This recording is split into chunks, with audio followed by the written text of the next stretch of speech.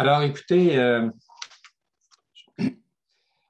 je vais me situer, si vous voulez bien, par rapport au type de discours que je veux entretenir je dirais, dans les prochaines 50-60 minutes. C'est plus ou moins balisé.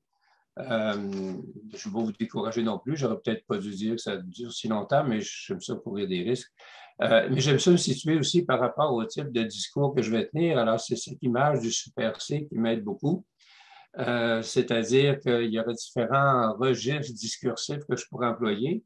Ça pourrait être, par exemple, un cours, ça pourrait être une conférence, ça pourrait être une causerie, une communication, d'où mon Super C, les plus futés l'auront compris. Ce ne sera pas une conférence, ça fait un peu trop formel, disons. Certainement pas une communication. J'ai quand même droit à plus que 20 minutes, puis ce sera moins structuré un peu, mais ça ne veut pas dire que ce sera déstructuré. Alors, disons que je vais me tenir à mi-chemin entre le cours et la causerie. Du cours, une structure quand même que j'espère assez pédagogique, et de la causerie, une certaine liberté, une liberté de parole à travers tout cela. Du cours, cependant, peut-être pas, parce que dans un cours, on développe des stratégies pour répéter 3-4 fois la même chose. Je vais essayer d'éviter ça. Alors, me voici donc peut-être pas épistologuement situé, mais épistémologiquement situé ou discursivement situé. Mais comme le disait Stéphanie, et là-dessus, je dois faire une petite mise au point, effectivement, la présentation va porter sur Louis Dantin, sur sa correspondance et ce qu'elle nous permet de découvrir ou de révéler. Au début, je voulais aborder la biographie de Louis Dantin et évoquer ce que cette correspondance-là m'a permis de découvrir, disons, mais je me suis rendu compte que je nageais en plein délire, tellement la chose n'avait pas de sens et que ça m'aurait pris plusieurs heures pour faire le tour des différents aspects que la correspondance m'a permis d'approfondir par rapport à la biographie. Alors, j'ai décidé de restreindre l'objet à un texte particulier de Louis Dantin, un recueil de poésie, évidemment, je vais y arriver tantôt, et de montrer en quoi la correspondance permet de comprendre véritablement sur tous ces aspects ce recueil en question, pas recueil, on va l'appeler recueil, mais qui est très, très important dans la vie de Louis Dantin. Donc, restriction de l'objet, mais la même question. Un être humain, on peut parler de ça, j'imagine, quand on fait une biographie, un être humain, grâce à sa compétence fictionnelle, un terme que j'aime beaucoup de Jean-Marie Schaeffer dans Qu'est-ce que la fiction? Un être humain, donc, grâce à sa compétence fictionnelle, crée des œuvres dites littéraires. Bon, ça a l'air très banal, mais la question que je pose, qui est tout de suite en dessous, c'est quelle lumière nécessaire, irremplaçable, la correspondance projette-t-elle sur cet être, sur Louis Dantin en l'occurrence, sur sa compétence, sur les aptitudes, les capacités et indirectement, vous voyez peut-être venir avec la censure, sur sa compétence fictionnelle et sur la compréhension de ses œuvres. Alors, même question, je l'espère en tout cas, que Stéphanie posait de manière générale pour son cours et réponse plus locale ou plus localisée avec le poème de Louis Dantin. Ce poème s'intitule Chanson intellectuelle. Ce n'est pas du tout une chanson, c'est un poème qui tient en 7 pages et qui est paru en 1932. Le poème n'a jamais gagné de prix pour sa facture. C'est absolument moche comme page couverture, c'est ce que vous avez à gauche. Et ça n'a sûrement pas été un best-seller parce que ça a été tiré à 200 exemplaires. Mais ce poème-là, ce long poème, est extrêmement important dans la vie de Dantin. Et pour faire valoir, pour mettre en lumière cette importance-là, je pose 4 questions auxquelles la correspondance va répondre. Première question, quelle en est l'origine? Deuxième question, quelle est son importance pour Louis Dantin? Et j'espère pour nous aussi, dans le cadre où on est présentement. Quelle est la raison de l'anonymat? Parce que le nom de Dantin ou d'Eugène Sires, encore moins, n'apparaît nulle part. Et comment expliquer sa publication à si petit tirage, 200 exemplaires, l'année même où Dantin publie, en 1932, le coffret de Crusoé, qui est un recueil de ses poésies préférées, si on peut dire, mais qui n'y sera pas. Alors, ce sont 4 questions, je pense, qui ne trouveraient pas de réponse, à mon avis, si on n'avait pas accès à la correspondance de Louis Dantin. Bien évidemment, je ne vais pas présumer que tout le monde partage la même affection, le même engouement, puis est groupie de Louis Dantin. Alors, je vais quand même vous le présenter un peu pour amorcer cette causerie. Donc, brève présentation de Louis Dantin. Louis Dantin, je pense, est surtout connu pour son fameux Émile Nelligan et son œuvre, qui est paru en 1904. Dantin avait recueilli les poèmes d'Émile Nelligan, les avait préfacés avec une préface, comme l'écrit Jacques Michaud quelque part, qui épuise tout ce qu'on peut dire pendant un demi-siècle sur Émile Nelligan, tellement elle est bien faite, bien constituée. Ce n'est pas une préface, en fait, c'est une longue étude. Louis Dantin est surtout connu, je pense, pour son fameux Émile Nelligan et son œuvre. Vous avez cet exemplaire de 1904 qui avait été commencé en 1903 et dont l'histoire est très, très intéressante. Mais mon plus grand risque dans cette causerie, c'est de commencer à faire des circonvolutions et que finalement, je dois servir le souper à tout le monde. Alors, je vais essayer de me limiter dans mes excursus. Vous avez à droite la photo d'Eugène Sires. Vous avez compris que Louis Dantin, c'est son nom de plume. Eugène Sires, à peu près à l'époque d'Émile Nelligan, vers 1900. Vous avez la photographie iconique de Nelligan et vous avez Nelligan en 1939, qui est d'ailleurs une photo que nous trouvâmes, Stéphanie et moi, dans les archives des Pères du Très Saint-Sacrement à Québec. Mais je ne vais quand même pas me limiter ou réduire Louis Dantin à Émile Nelligan, vous en doutez bien. C'est sûr qu'Émile Nelligan a marqué le siècle et le marque encore parce qu'il y a eu en 1938 cette polémique où Val-d'Ombre, Claude-Henri Grignon, alléguait que c'était Eugène Sires qui était le véritable auteur des poèmes d'Émile Nelligan. Ils se sont rencontrés souvent au parloir, les deux, parloir des Pères du Très Saint-Sacrement, j'y arriverai tantôt, et en particulier aussi avec l'ouvrage d'Yvette Francoli en 2013, qui allègue de manière, presque péremptoire, mais c'est pas que j'adhère à ce mot péremptoire, ça c'est une autre question. D'ailleurs, ça pourrait faire partie des belles questions après la présentation, mais qui allègue de manière presque péremptoire qu'effectivement, Émile Nelligan, en réalité, c'est Eugène Sires. Mais passons encore une fois sur cette très belle question. Je vous propose tout d'abord une très brève biographie de Louis Dantin pour qu'on puisse après ça mieux comprendre la signification, l'importance de sa correspondance et de Chanson intellectuelle, ce poème de 1932. Alors, Eugène Sires est né en 1865 à Beauharnois. C'est un élève vraiment surdoué. Il fréquente à peine l'école, peut-être parce qu'il est malade, mais il est toujours meilleur que les autres. On le voit dans ses photos de classe, il y a les grands, puis il y a lui, le petit, puis il est toujours dans la même classe que les autres. Il est clairement surdoué. Il veut entrer chez les Pères du Très Saint-Sacrement, qui faisaient beaucoup de recrutement à l'époque, mais ça ne fait pas l'affaire de son père tellement qu'il, lui, est un juge et maire de Beauharnois. Et pour le distraire dans tous les sens du terme que vous pouvez imaginer, étymologique ou autre, pour le distraire de cette vocation possible, il l'envoie voyager en Europe à l'âge de 18-19 ans. Mal lui en pris, parce que le petit Eugène, qui est tout jeune, qui parcourt quelques pays, va en retraite chez les Pères du Très Saint-Sacrement à Bruxelles. Et là, véritablement, dans un coup de foudre digne de Pascal ou de Claudel, il a une révélation religieuse et en quelques heures à peine, entre chez les pères du Très Saint-Sacrement. C'est ce qu'on appelle la vocation, être appelé. Donc, le 24 juillet, il entre là, et le 25 juillet, j'étais décidé à être religieux du Saint-Sacrement. Ça, on peut le savoir parce qu'il y a un petit cahier noir, on est en train de s'approcher presque de la correspondance, un petit cahier noir où il gardait une sorte de journal de sa vocation.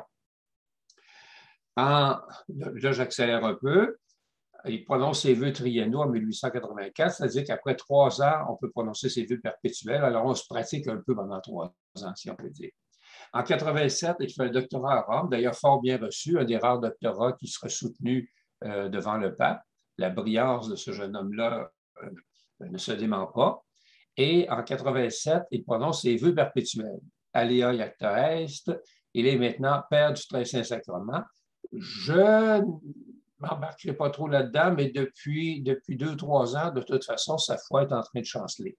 Et un des éléments qui a le plus atteint sa foi, c'est son doctorat, où il a trouvé vraiment que ces philosophes, ces théologiens avaient toutes sortes de ratiocination pour prouver l'existence de Dieu, alors qu'ils étaient complètement à côté de son véritable message.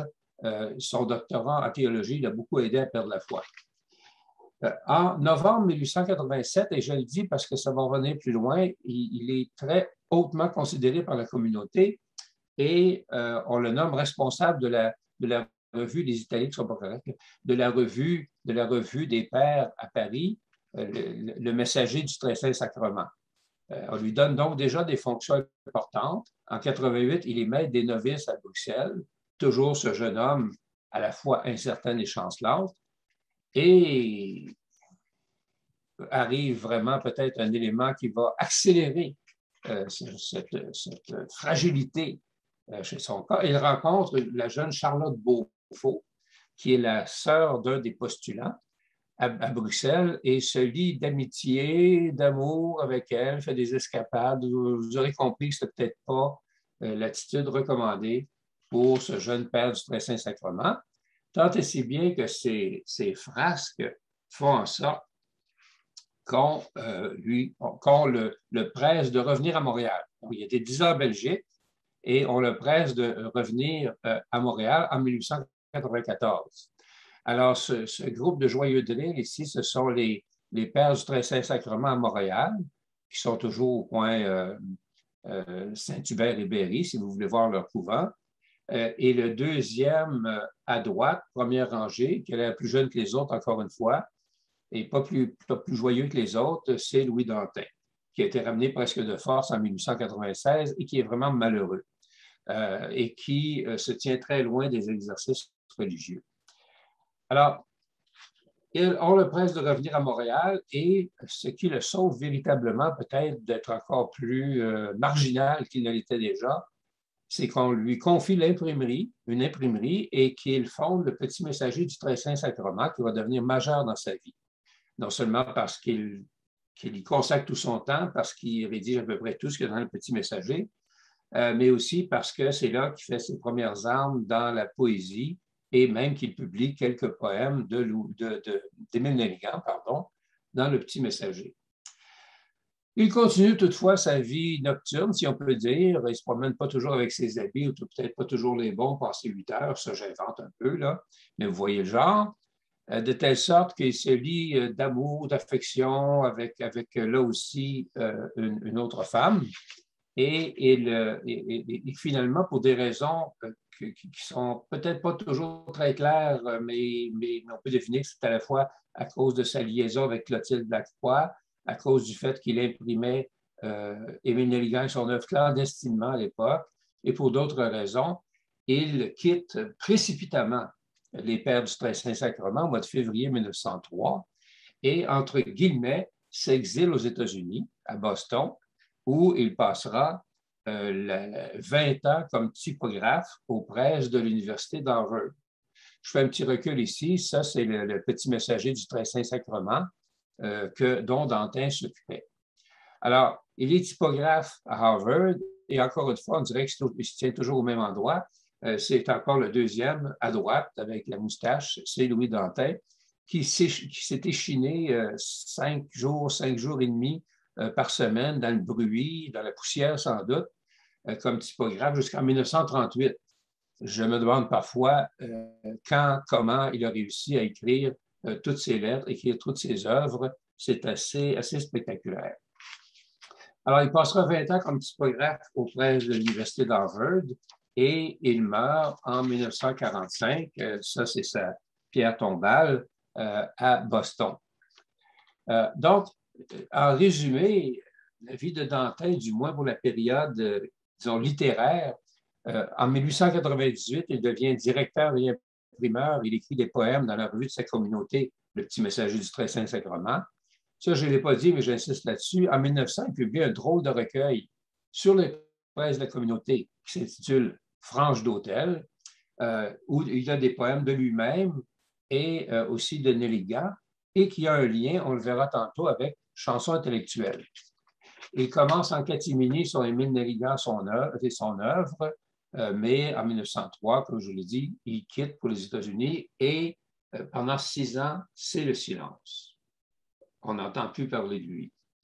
En 1909, il y a une petite réapparition grâce à une correspondance avec Germain Beaulieu, un des membres de l'École littéraire de Montréal, qui veut réanimer l'école et qui fonde la revue Le Terroir.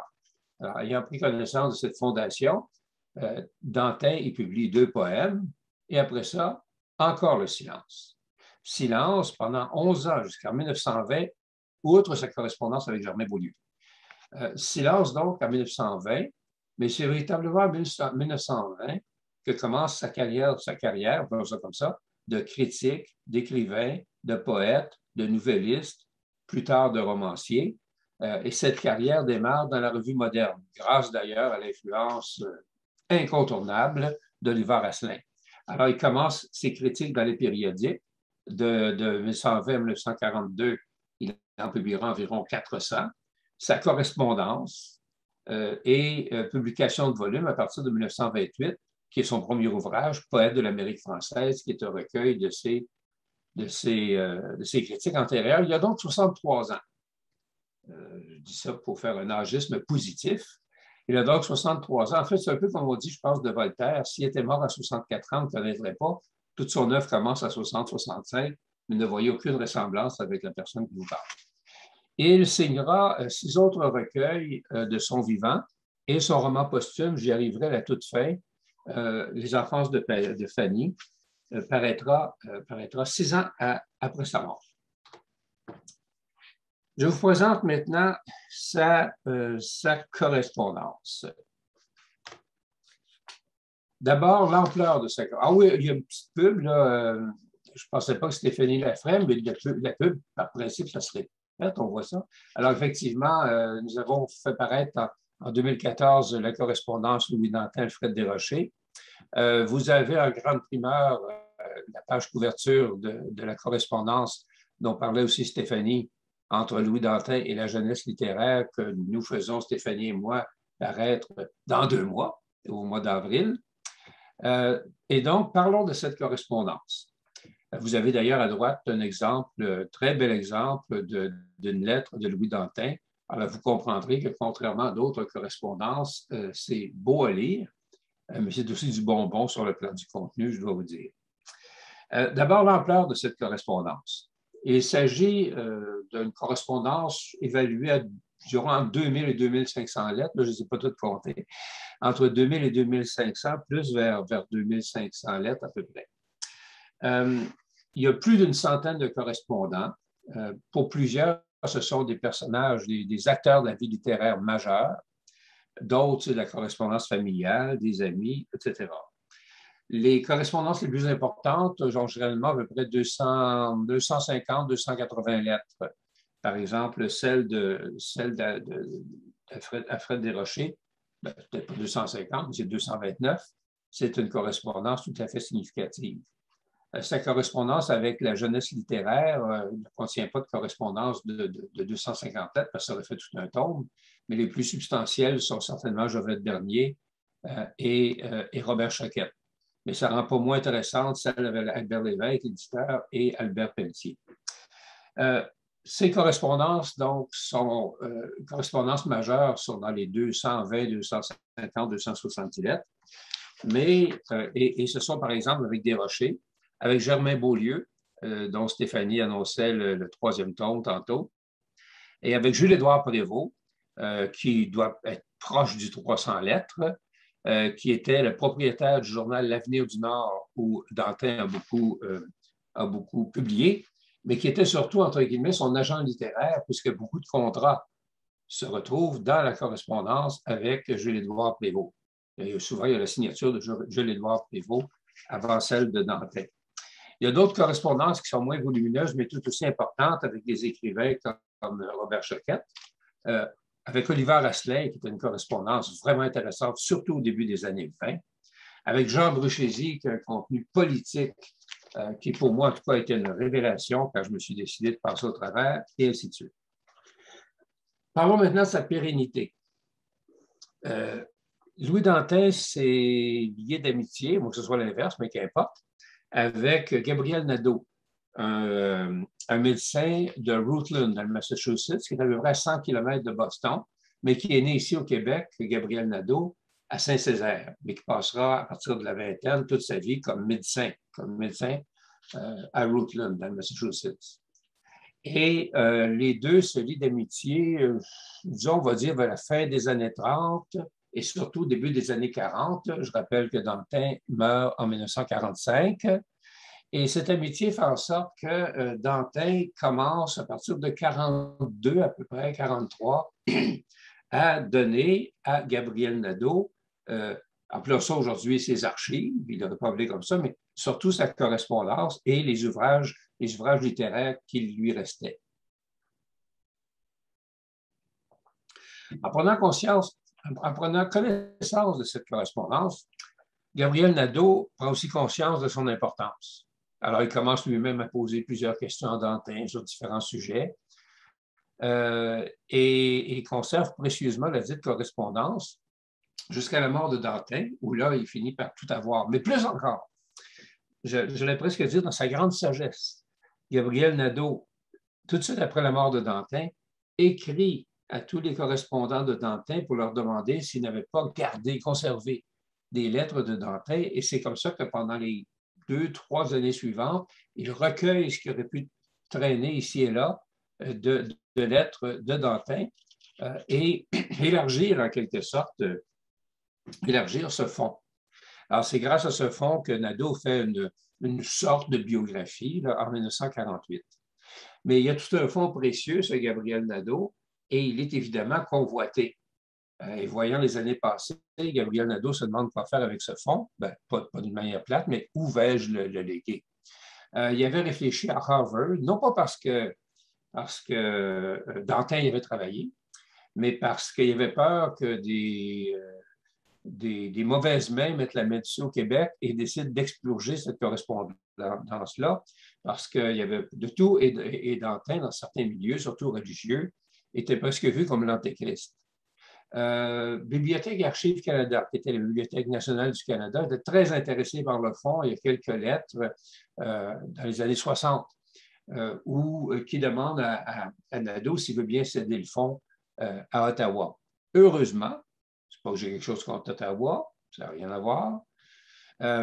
Heureusement, parce que comme je suis à Sherbrooke, ça a été un peu plus loin pour aller travailler.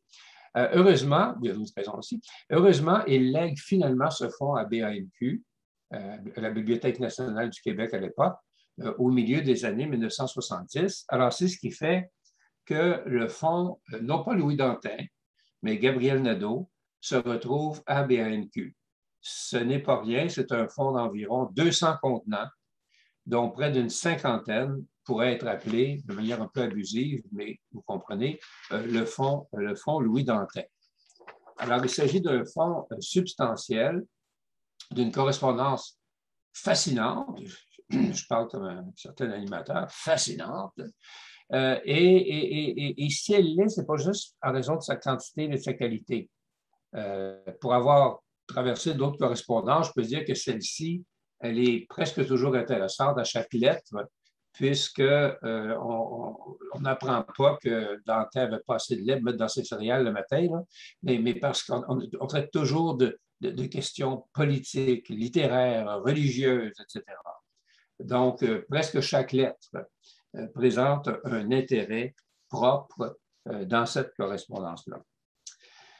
Approchons-nous maintenant de l'objet qu'on va essayer de décoder, comprendre grâce à la correspondance, le cas de Chanson intellectuelle. Je le répète, ce poème paru à 200 exemplaires anonymement en 1932.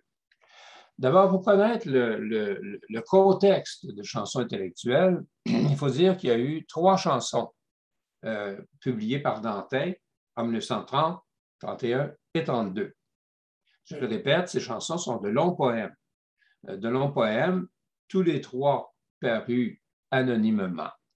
Le premier, Chanson javanaise, est un poème qui, sous forme poétique, le nom n'est pas là, mais qui évoque sa relation avec Fanny Johnston, une Noire qui était son amoureuse, son amante de 1922 à 1924, c'est-à-dire jusqu'au décès de celle-ci. Chanson citadine retrace au contraire ou évoque comment appeler ça? Son affection, disons ça, on pourra répondre aux questions plus loin, son affection pour une jeune fille de 13 ans qui s'est présentée chez lui en 1928 et qui accompagnera Dantin jusqu'à sa mort en 1945, Chanson citadine. Mais la troisième, qui est intéressante pour nous, en tout cas je l'espère qu'il sera, c'est la chanson intellectuelle.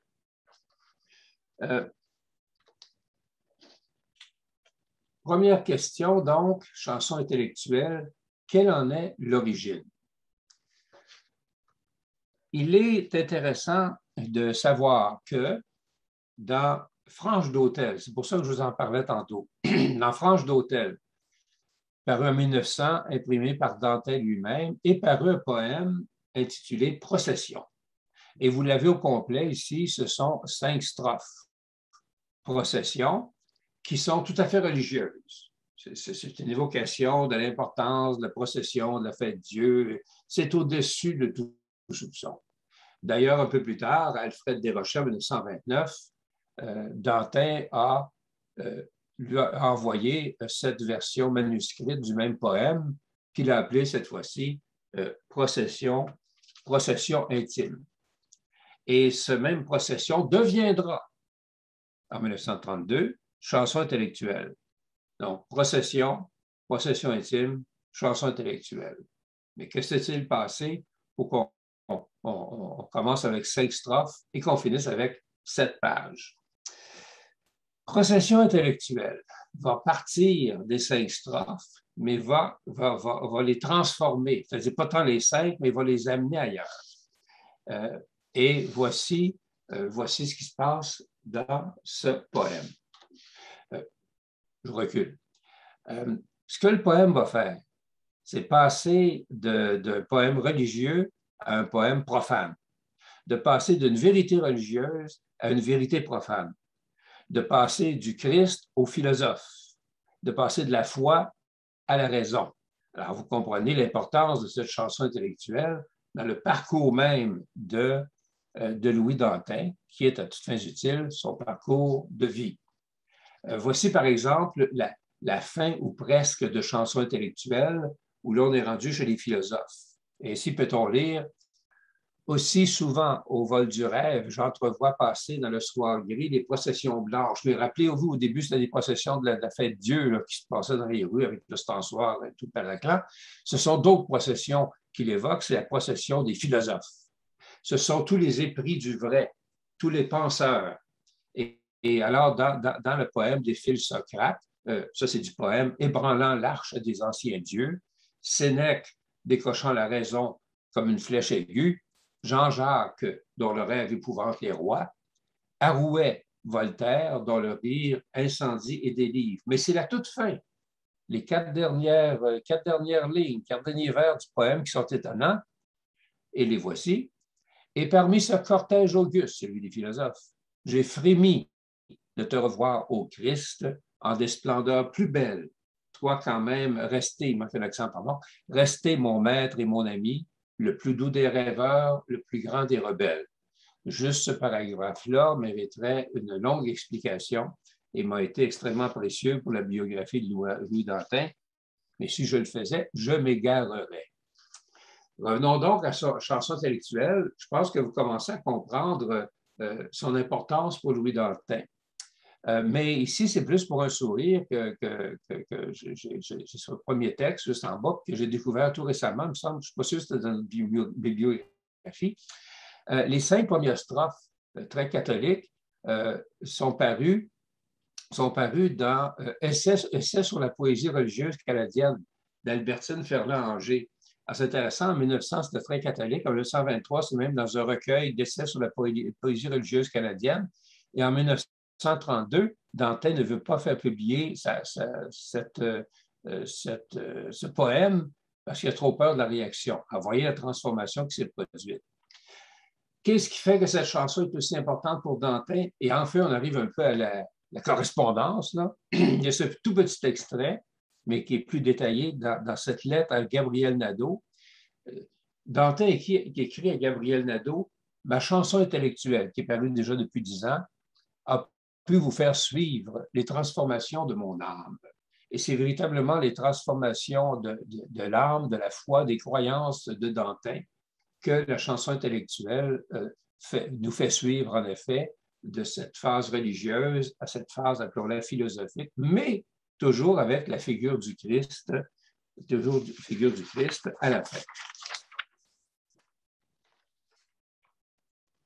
Reste une autre question. Maintenant qu'on a une petite idée de l'importance de la chanson intellectuelle à partir de ce qu'il en dit assez proche, j'ai juste un exemple avec Gabriel Nadeau, mais il en parle à Desrochers, il en parle à d'autres. Arrivons maintenant à la question de la censure, ou des arcanes de la censure. Comment se fait-il que cette chanson, qui avait été signée en 1900 Louis Dantin, qui se retrouve dans un essai sur la poésie religieuse, fait en sorte que Dantin hésite, ne veut pas même que sa signature paraisse. Évidemment, vous avez compris pourquoi, parce que ça dit exactement ce qu'on ne veut pas entendre chez Dantin, c'est-à-dire cette transformation de sa foi, entre guillemets. Par exemple, à propos de la première des 3 chansons, je vous rappelle, c'est la chanson javanaise qui va paraître en 1930. Il écrit à Alfred Desrochers, « Si vous pouviez trouver moyen de garder cet opus vraiment anonyme, je n'aurais pas d'objection personnelle à l'édition très limitée que vous projetez. Et ce sera d'ailleurs seulement 50 exemplaires, celle-ci.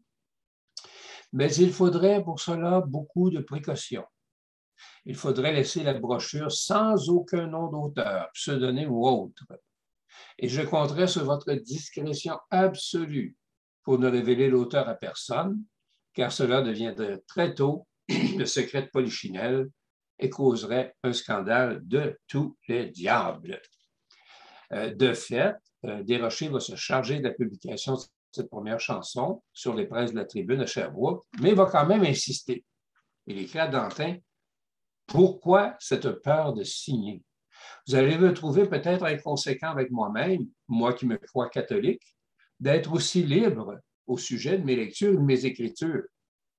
C'est que j'ai pour opinion qu'une œuvre qui suscite la réflexion ne peut pas être immorale. Or, votre chanson javanaise, parce qu'il est question de la première, est une source inépuisable de réflexion.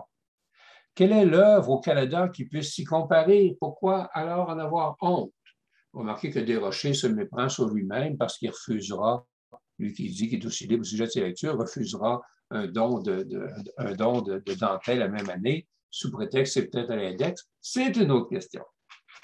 Alors, vous voyez que cette chanson, et ce sera la même chose pour les 2 autres, cause beaucoup de soucis à Dantin à cause de leur nature plutôt hétérodoxe, et cela transparaît très nettement dans la correspondance, cette peur de signer de la part de Louis Dantin. Il faut savoir, pour bien comprendre cette peur-là, que Louis Dantin, en tant que défroqué, est considéré comme l'antéchrist, pratiquement, comme un paria. Par sa communauté, c'est évident. Un des pères disait, il est parti, il nous a quittés, pour nous, il est mort. Et voici ce que Louis Dantin écrit au père Leblond. de sa communauté, avec qui il entretient une correspondance au début des années 1900, plutôt acerbe. Il écrit au Père Leblond en 1904 « Je déplore, il est vrai, que votre conscience vous oblige de me considérer comme un aveugle, comme un criminel. » Alors, ce petit extrait d'une longue correspondance avec le Père Leblond donne une assez bonne idée de la façon dont on considérait Louis Dantin et des raisons pour lesquelles il craignait, disons ça comme ça, qu'il craignait la censure. Alors ça, j'ai mis ça juste pour me faire plaisir, je pense, mais j'espère que le plaisir sera un peu partagé. Ce n'est pas du tout la chanson intellectuelle, c'est la première chanson javanaise, mais ce sont les épreuves que Desrochers a préparées pour faire publier sur les presses de la Tribune. Voilà, fait de mon petit plaisir. Comme je vous disais tantôt, la chanson intellectuelle qui paraît en 1932 paraît sans nom d'auteur, sans éditeur. Le paradoxe, c'est que cette même année, 1932, Louis Dantin fait paraître un recueil de ses poèmes, le coffret de Crusoé chez Albert Lévesque. Mais ce recueil ne contiendra aucune des 3 chansons javanaises, citadines, intellectuelles. Il s'agit donc de ce que Dantin va appeler un coffret de Crusoé dégarni.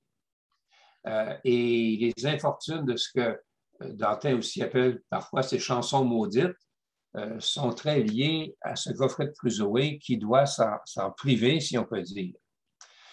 Dantin écrit à Desrochers, c'est le texte que vous avez en bas, en 1931. « Je suppose que chanson intellectuelle serait absolument trop fort. Vous voyez comme c'est enrageant de se voir enserré dans tous ces liens. Ce volume de poèmes en deviendra forcément futile, sans proportion, sans logique. Une œuvre d'amateur vidant ses tiroirs de quelques riens. Peut-être serait-il bien plus sage de laisser tout dormir. » Alors, cette idée donc d'être privé de ces 3 chansons fait en sorte que Dantin trouve que son œuvre est vraiment bancale, boiteuse, songe à ne pas la laisser aller, mais il va quand même la faire pareil. Et il avait raison.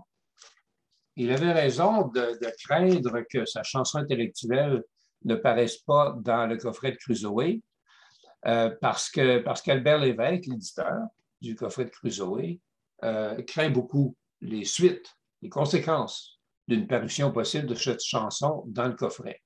Voici ce qu'écrit Desrochers à Louis Dantin. « J'ai vu Lévesque tout récemment, Albert Lévesque. Il m'a annoncé qu'il publierait le coffret de Crusoé ces semaines-ci. J'en suis content, mais il m'a dit une chose qui m'a désolé un peu, que chanson intellectuelle n'en ferait pas partie. Il a commis une légère bévue au sujet de ce poème. Ne voulant prendre aucun risque, il a soumis les poèmes à un censeur ecclésiastique qui m'a dit que c'était la tâche la plus embêtante qu'il avait eu à faire dans sa vie. Et il lui était impossible, étant officiellement chargé de le faire par l'archevêché, de ne pas souligner les passages contraires au dogme. Nous avons, dans la correspondance de Pelletier, la réponse de ce censeur qui, de fait, va dire « c'est un beau poème, il est impubliable comme tel. Il faudrait que Dantin, et je cite de mémoire, mais à peu près justement, le réécrive dans l'atmosphère catholique. » Alors, vous pouvez imaginer Louis Dantin réécrire son poème avec une atmosphère catholique. Pas du tout. Alors, vous voyez comment cette correspondance nous donne plus que des indices, mais nous indique les difficultés que cette chanson intellectuelle, qui pourtant, entre guillemets, résume la vie de Dantin, se retrouve devant diverses difficultés, dont le fait d'être édité n'est certainement pas, et de paraître dans le coffret de Crusoé, n'est certainement pas une des moindres. Encore là, Dantin déplore cette censure. Ce serait autre chose si je pouvais mettre dans le volume le coffret de Crusoé, mes autres machines de longue haleine, comme il les appelle, la chanson intellectuelle, javanaise, etc. Il y aurait alors plus de corps, de substance. Et de plus, il y aurait le tracé, ça c'est important, le tracé d'une évolution mentale qui aurait par elle-même son intérêt. Tel qu'il sera, ce livre ne sera qu'un recueil de morceaux choisis et choisis parmi les moins bons. Il se ressentira, comme tout ce que j'ai écrit pour le public, de cette compression externe qui m'empêche de m'exprimer librement et de livrer ce qu'il y a en moi de personnel et de meilleur.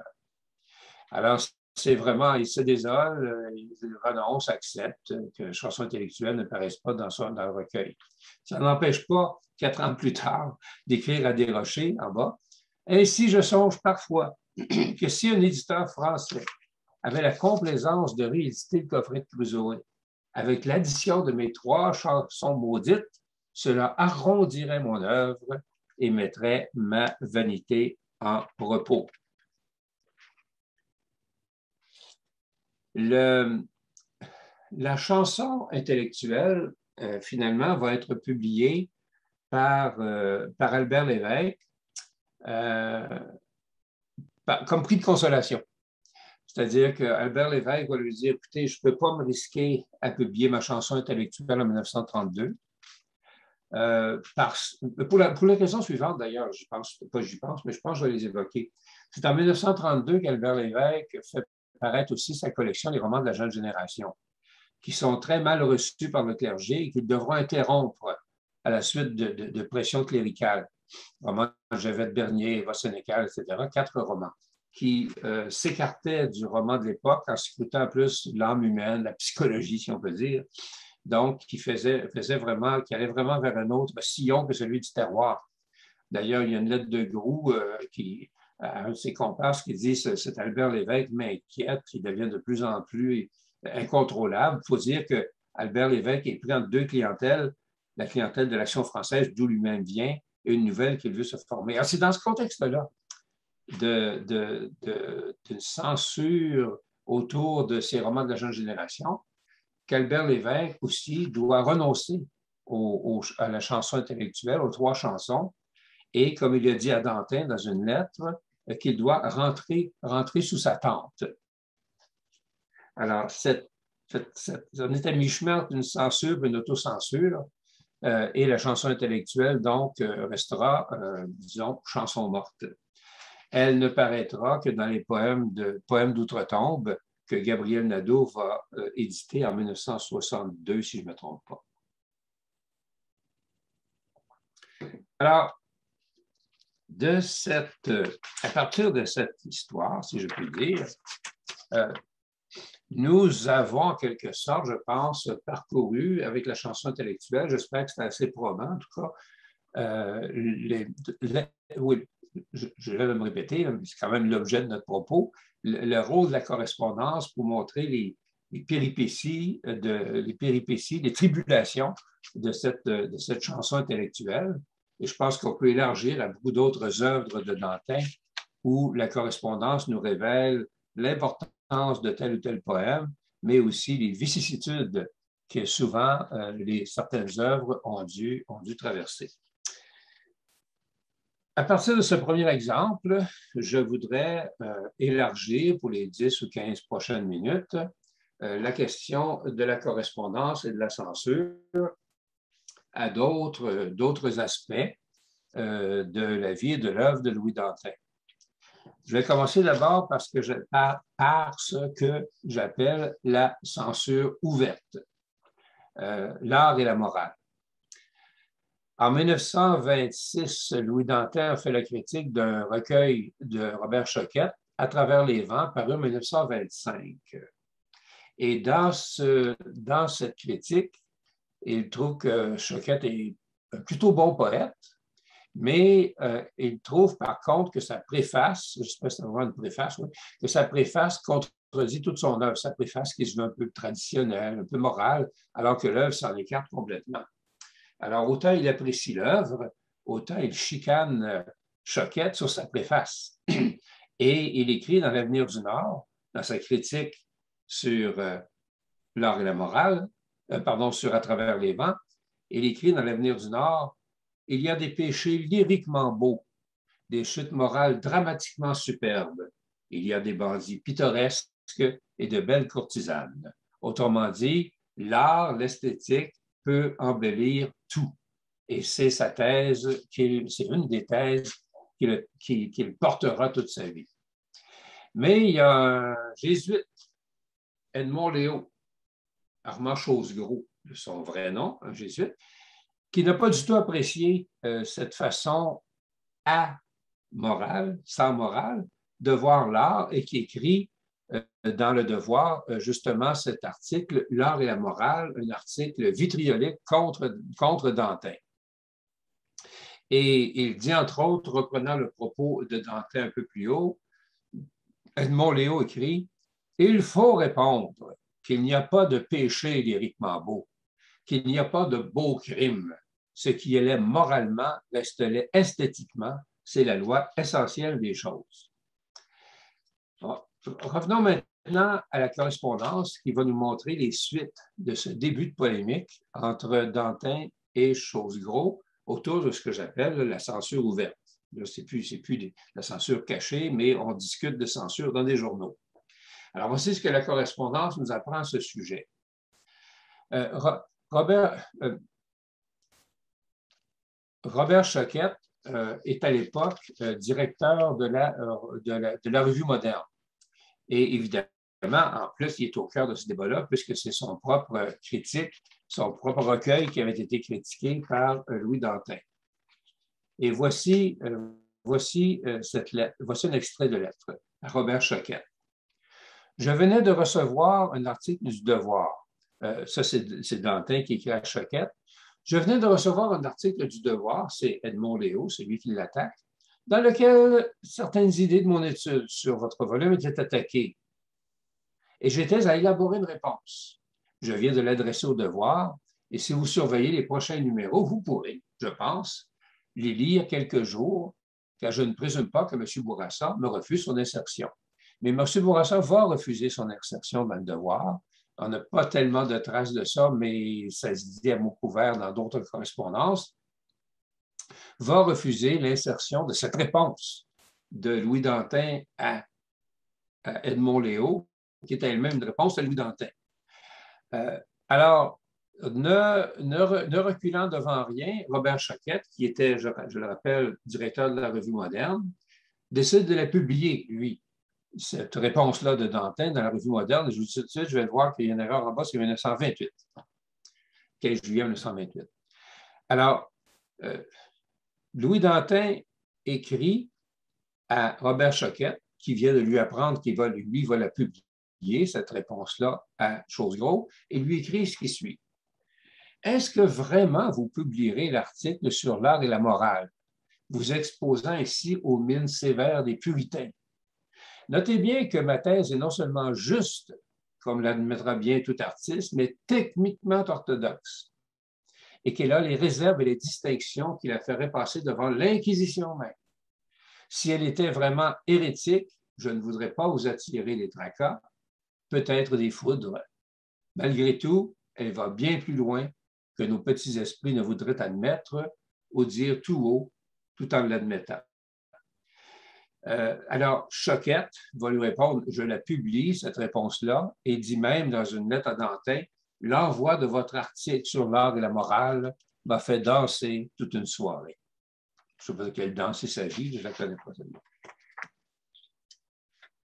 Passons maintenant à la censure que j'appelle couverte, et avec quelques exemples.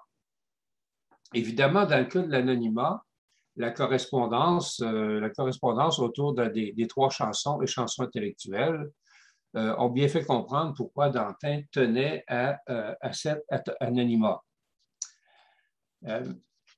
La pseudonymie est une autre question.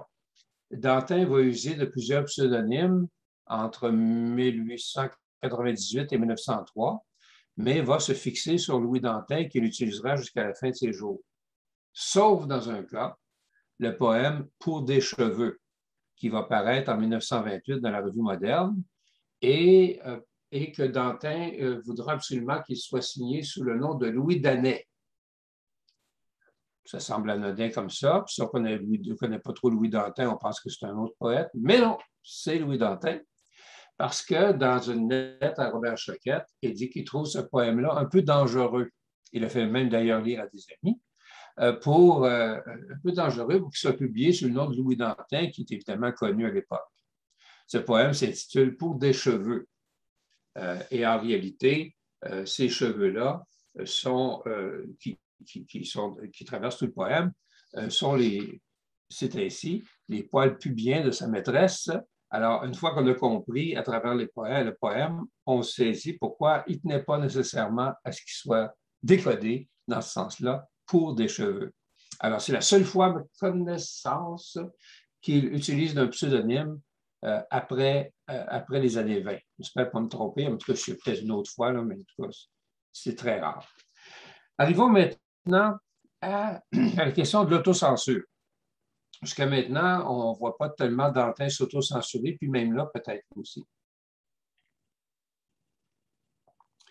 Mais le cas le plus patent d'autocensure chez Dantin, et là aussi la correspondance va nous le révéler, c'est son roman posthume Les enfances de Fanny.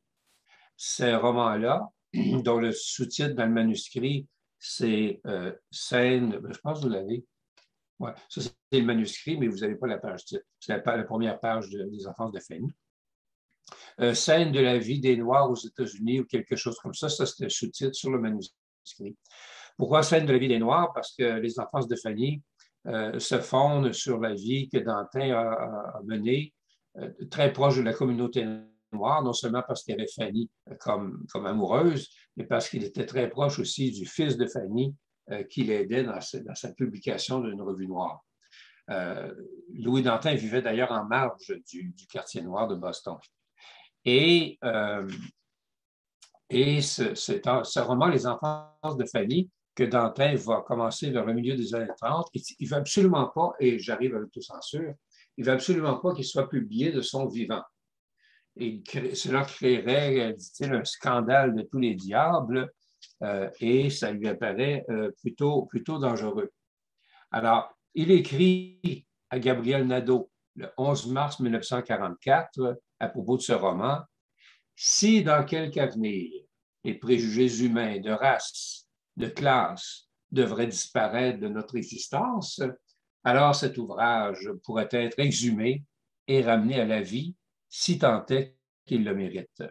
Alors, c'est à Gabriel Nadeau et à d'autres de ses amis qu'il explique pourquoi il ne veut vraiment pas que ce roman, paraisse de son vivant.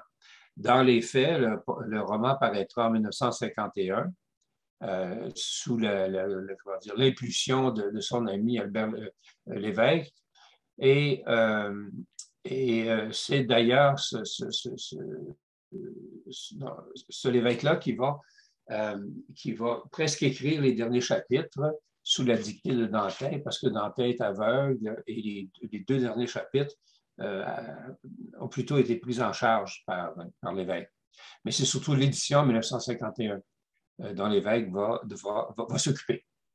Donc, roman posthume, mais à la demande même de Louis Dantin, qui, dans sa correspondance, dit à ses proches qu'il ne veut pas que ça paraisse de son vivant.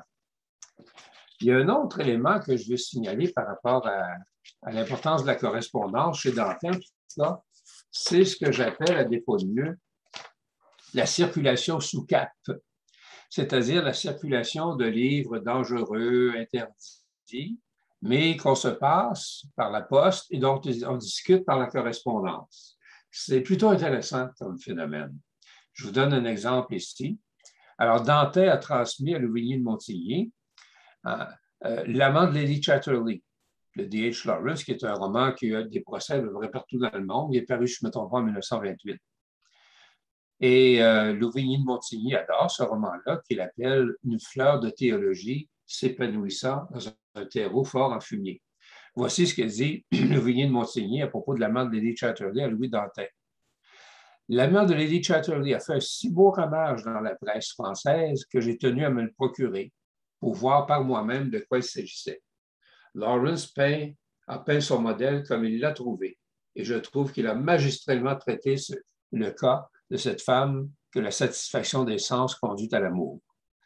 Pour un éclopé un impuissant comme l'était Lawrence, pour un protestant libre-penseur comme lui, il se fait de l'amour, une conception qui pourrait servir de modèle à bien des catholiques, de ma connaissance. Et il prêche l'indissolubilité du mariage comme bien peu de théologiens pourraient le faire. Enfin, j'espère que cette fleur de théologie, s'épanouissant en un terreau fort en fumier, vous aura fait passer une heure de belle distraction. Alors, ce n'est pas évident que c'est un texte qu'il aurait pu écrire dans le Devoir la même année, et c'est en ce sens-là que circulent sous cap, comme je l'appelle, des textes autrement impossibles à critiquer en public. Il y a l'autre exemple mieux connu parce qu'il a fait aussi l'objet d'une lettre dans la revue Voix-Images qui était consacrée à la censure. Je vous raconte rapidement l'anecdote. Louis Dantin veut transmettre en 1929 les confessions de Jean-Jacques Rousseau comme cadeau de Noël à Desrochers, et Desrochers refuse. Lui a plus peur de ça. Il refuse parce qu'il pense que l'ouvrage est à l'index. Et il écrit à Dantin, je vais vérifier avant s'il est à l'index et vous pourrez me le passer. Il vérifie, il voit bien que les confessions ne le sont pas. Il lui dit, bon, vous pouvez me l'envoyer.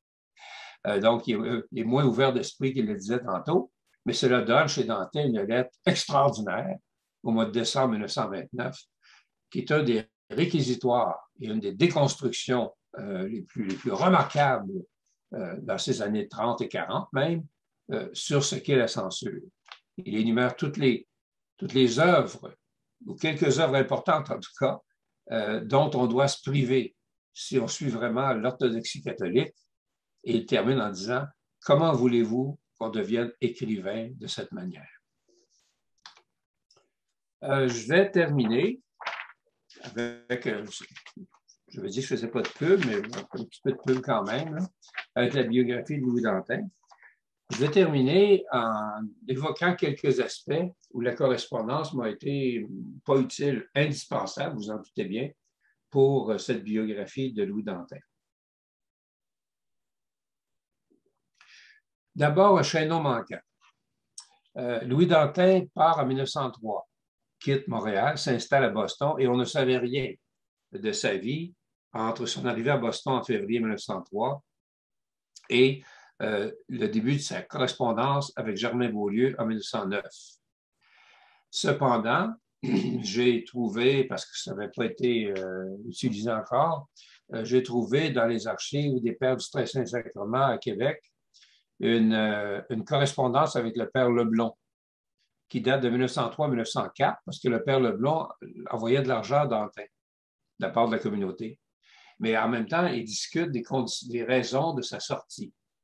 Et cette correspondance-là, qui dure presque un an, qui est vraiment aigre-douce, est fort intéressante comme chaînon manquant sur les raisons pour lesquelles Louis Dantin a quitté la communauté. C'est pas très, même là, ce n'est pas très clair, mais ce qui est très clair, c'est que la décision de Dantin, elle est irréversible. Elle est peut-être tergiversée pendant presque 20 ans.